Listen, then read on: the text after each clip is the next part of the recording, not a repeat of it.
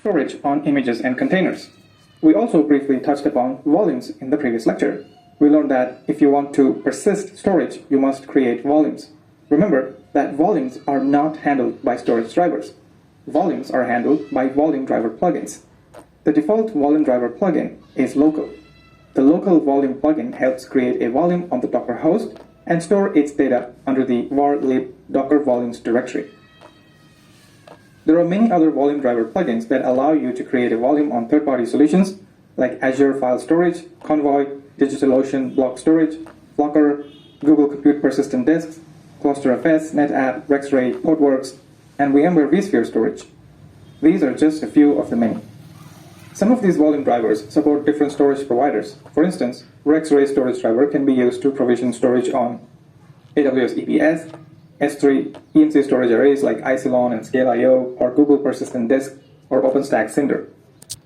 When you run a Docker container, you can choose to use a specific volume driver, such as the RexRay EBS, to provision a volume from Amazon EBS. This will create a container and attach a volume from the AWS cloud. When the container exits, your data is safe in the cloud.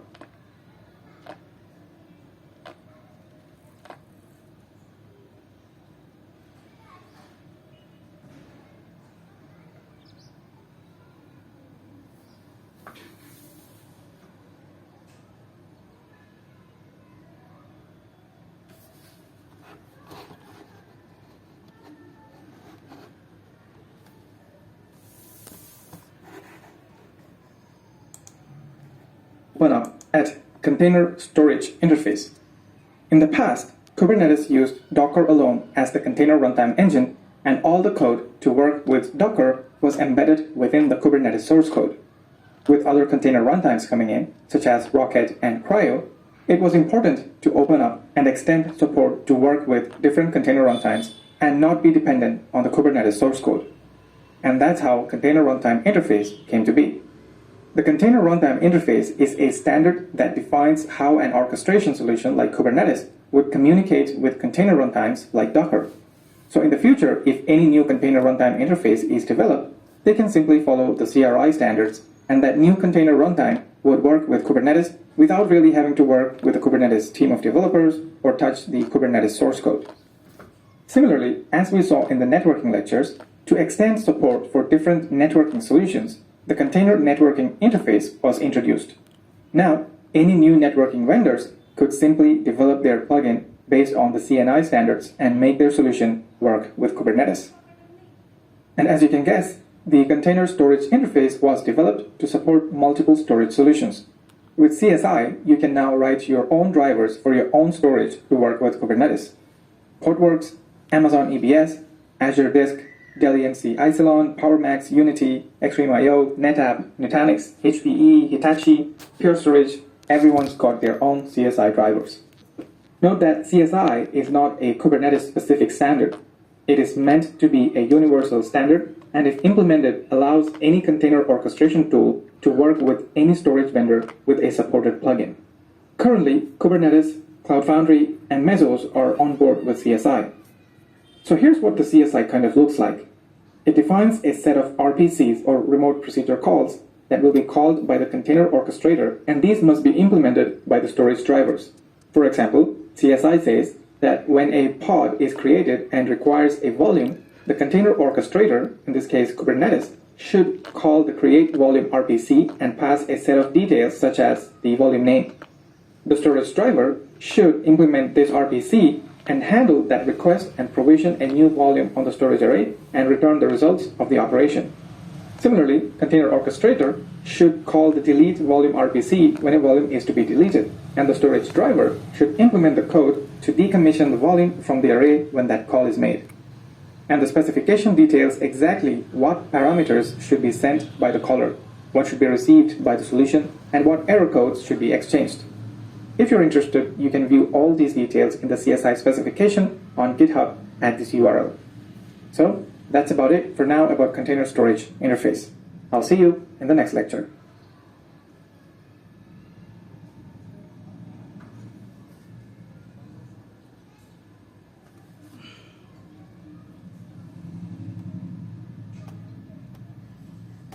Kubernetes.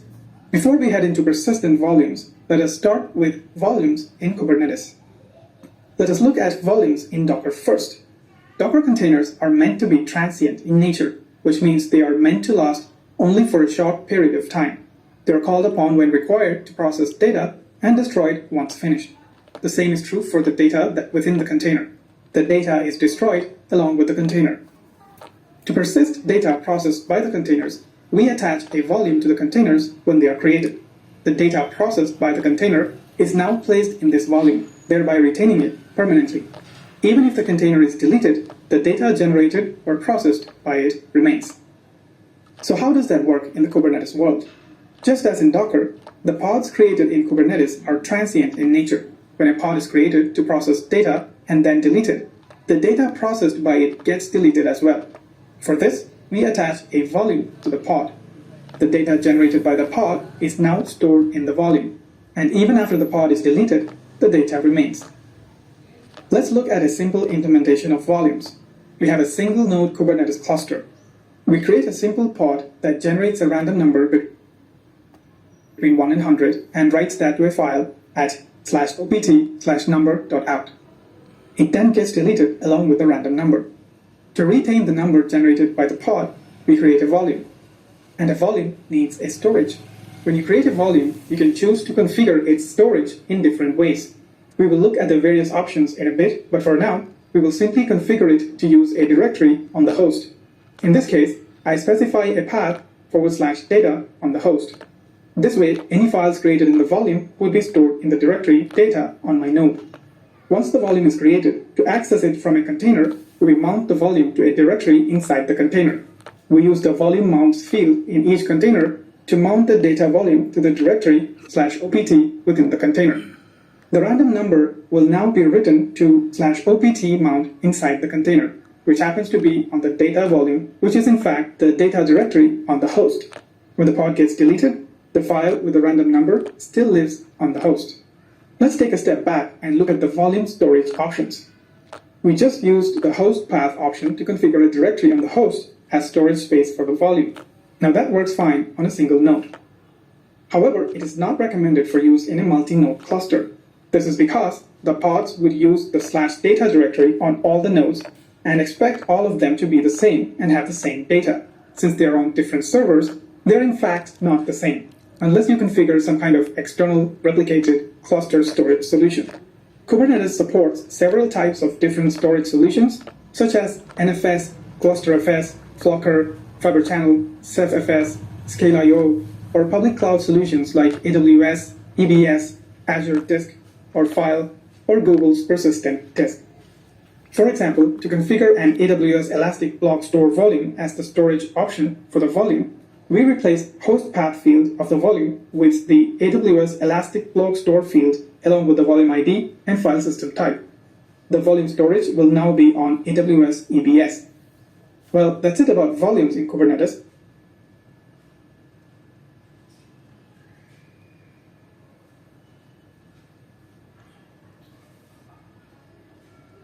On persistent volumes, in the last lecture we learned about volumes. Now we will discuss persistent volumes in Kubernetes. When we created volumes in the previous section, we configured volumes within the pod definition file. So every configuration information required to configure storage for the volume goes within the pod definition file. Now, when you have a large environment with a lot of users deploying a lot of pods, the users would have to configure storage every time for each pod. Whatever storage solution is used, the users who deploys the pods would have to configure that on all pod definition files in his environment. Every time a change is to be made, the user would have to make them on all of his pods. Instead, you would like to manage storage more simply. You would like it to be configured in a way that an administrator can create a large pool of storage and then have users carve out pieces from it as required. That is where persistent volumes can help us. A persistent volume is a cluster-wide pool of storage volumes configured by an administrator to be used by users deploying applications on the cluster. The users can now select storage from this pool using persistent volume claims. Let us now create a persistent volume. We start with the base template and update the API version, set the kind to persistent volume, and name it PV-Vol1. Under the specs section, specify the access modes.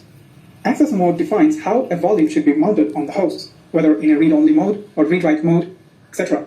The supported values are read-only mini, read-write once, or read-write mini mode. Next is the capacity. Specify the amount of storage to be reserved for this persistent volume, which is set to 1 GB here. Next comes the volume type. We will start with the host path option that uses storage from the node's local directory. Remember, this option is not to be used in a production environment.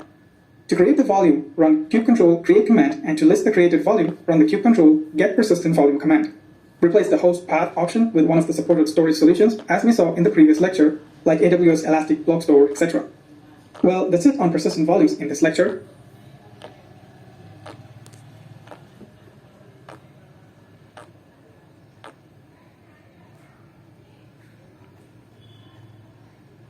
On persistent volume claims in Kubernetes.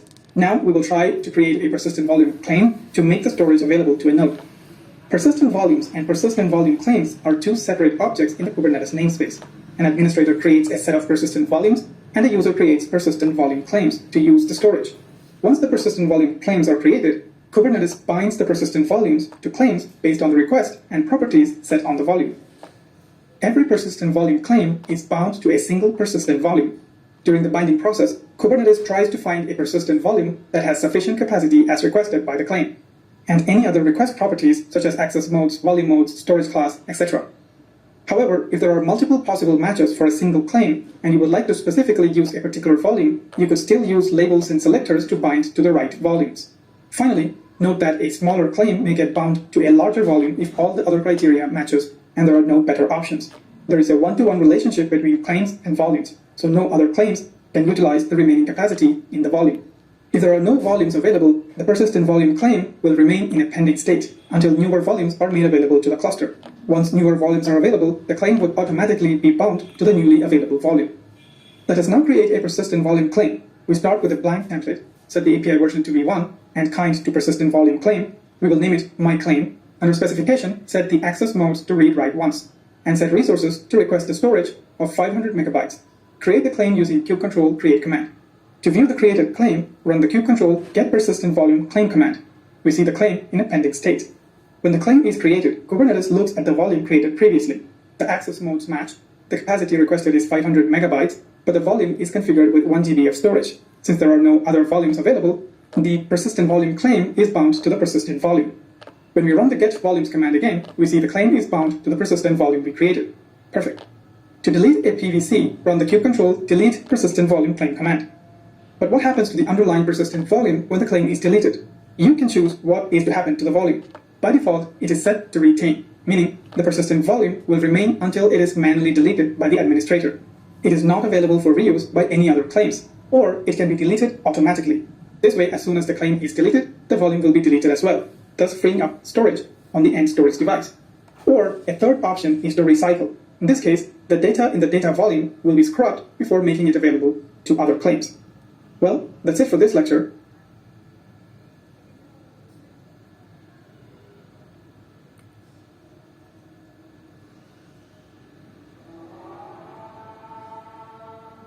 About how to create PVs and then create PVCs to claim that storage, and then use the PVCs in the pod definition files as volumes. In this case, we create a PVC from a Google Cloud persistent disk. The problem here is that before this PV is created, you must have created the disk on Google Cloud. Every time an application requires storage, you have to first manually provision the disk on Google Cloud and then manually create a persistent volume definition file using the same name as that of the disk that you created. That's called static provisioning volumes. It would have been nice if the volume gets provisioned automatically when the application requires it. And that's where storage classes come in. With storage classes, you can define a provisioner such as Google Storage that can automatically provision storage on Google Cloud and attach that to pods when a claim is made. That's called dynamic provisioning of volumes. You do that by creating a storage class object with the API version set to storage.kh.io/v1, specify a name, and use provisioner as kubernetes.io/gce-pd. So going back to our original state where we have a pod using a PVC for its storage, and the PVC is bound to a PV, we now have a storage class. So we no longer need the PV definition, because the PV and any associated storage is going to be created automatically when the storage class is created. For the PVC to use the storage class we defined, we specify the storage class name in the PVC definition. That's how the PVC knows which storage class to use. Next time a PVC is created, the storage class associated with it uses the defined provisioner to provision a new disk with the required size on GCP, and then creates a persistent volume and then binds the PVC to that volume. So remember that it still creates a PV, it's just that you don't have to manually create PV anymore. It's created automatically by the storage class. We used the GCE provisioner to create a volume on GCP. There are many other provisioners as well, such as for AWS EBS, Azure File, Azure Disk, CephFS, Portworx, Scale.io, and so on. With each of these provisioners, you can pass in additional parameters such as the type of disk to provision, the replication type, etc. These parameters are very specific to the provisioner that you're using. For Google Persistent Disk, you can specify the type, which could be standard or SSD. You can specify the replication mode, which could be none or regional PD. So you see, you can create different storage classes, each using different types of disk. For example, a silver storage class with the standard disks, a gold class with SSD drives, and a platinum class with SSD drives and replication. And that's why it's called storage class. You can create different classes of service. Next time you create a PVC, you can simply specify the class of storage you need for your volumes.